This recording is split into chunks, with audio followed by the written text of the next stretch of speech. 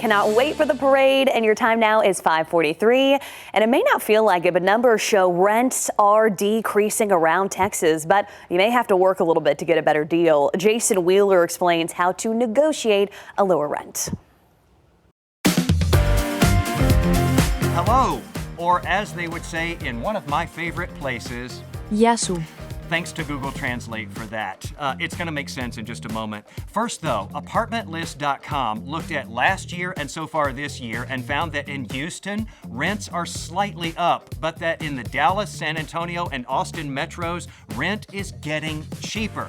Now, with the help of Google Translate again, we're going to play back what I just said in the way that many renters may have heard it. Το ενοίκιο γίνεται φθηνότερο. Yeah, so when I said hello and when I said rent has been getting cheaper in the last couple of years, it indeed may have sounded like Greek to many renters. That's because in 2021 and 22, rents had inflated by double digits before deflating a bit in 23 and so far in 24. Therefore, over the long term, rent is actually still up. So, wow, that was loud. You know how when your lease is about to expire and you want the upper hand with the landlord so that you can get a better deal, and you are definitely not expecting that. Turns out, though, that more property managers, landlords, have been skipping the upper hand escalation and making concessions instead. Recent data from Zillow shows that for most of this year, concessions have been offered for about 1 out of every 3 rental properties listed on the site. That's the highest level of enticements being offered to renters since the early days of the pandemic.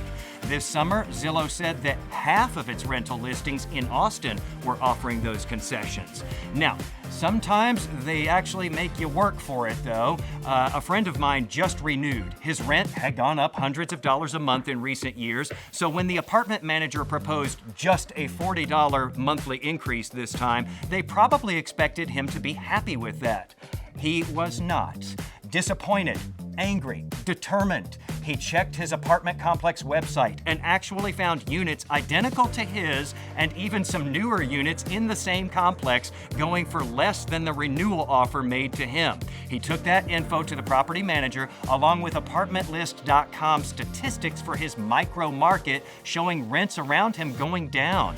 Fine, they told him. He would have to physically move to one of the identical units in the complex to get the better deal, which he said, fine, I'm willing to do that. In the end, they allowed him to stay where he is, and more importantly, his rent stayed where it is too. Now, he was happy. He did wonder, though, how many other tenants don't bother to negotiate and either just accept another incremental increase or reject it and leave and pay all the costs associated with moving. Do your research, negotiate, and maybe you can get your way in this current environment. Some expert advice on how to do that in my write-up today, posted at Jason Wheeler TV on Facebook, X, and Threads.